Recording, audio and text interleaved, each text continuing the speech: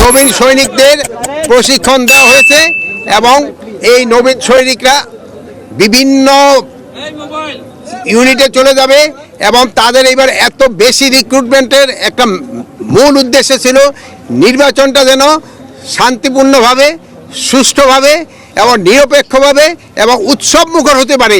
এই জন্য কিন্তু তাদের এই প্রশিক্ষণ তাড়াতাড়ি কমপ্লিট করে তাদের বিভিন্ন ইউনিটে পাঠাতে দেওয়া হচ্ছে। তারা এই আগামী 12 ফেব্রুয়ারি যে আমাদের জাতীয় নির্বাচন, এই নির্বাচনে তারা অংশগ্রহণ করবে। এই যে নির্বাচনে যারা বিশৃঙ্খলা সৃষ্টি করবে তাদের জন্য তাদের ফোর্সের সংখ্যা বাড়ানো হচ্ছে এবং কেউ বিশৃঙ্খলা সৃষ্টি করতে পারবে না।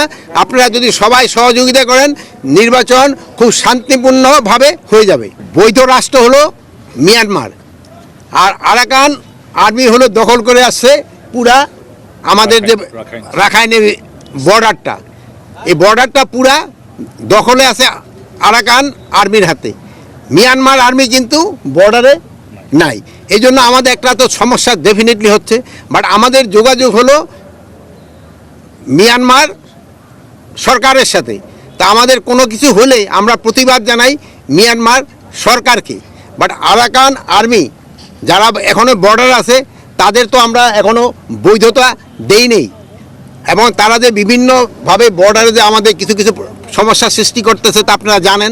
কিছুদিন আগে আমাদের একটা ছোটো বাচ্চাও মর্টারে আঘাতে আহত হয়েছে, তাকে আমরা অলরেডি ঢাকা নিয়ে আসা হয়েছে। এবং মাঝে মাঝে তারা দেখুন মিয়ানমার সেনাবাহিনী এবং আরাকান আর্মির বিরুদ্ধে নিজেদের ভিতরে যে সময় গণ্ডগোল লেগে যায়, সেই সময় অনেক সময় দুই একটা গোলা আমাদের সাইডে এসে পড়ে। এই জন্য আমরা প্রতিবাদ করছি এবং এটা যেন ভবিষ্যতে না আসে এই জন্য আমরা সব ধরনের প্রস্তুতি নিচ্ছি। সীমান্ত সিল মানে কি? সীমান্তে তো সবসময় এই বাহিনী অলরেডি মোতায়েন আছে, বাহিনী মোতায়েন আছে। সীমান্ত দিয়া যদি কেউ কোনো রকমের কোনো কিছু সৃষ্টি করতে চায়, কাউকে ছাড় দেওয়া হবে না, কাউকে ছাড় দিতে হবে না।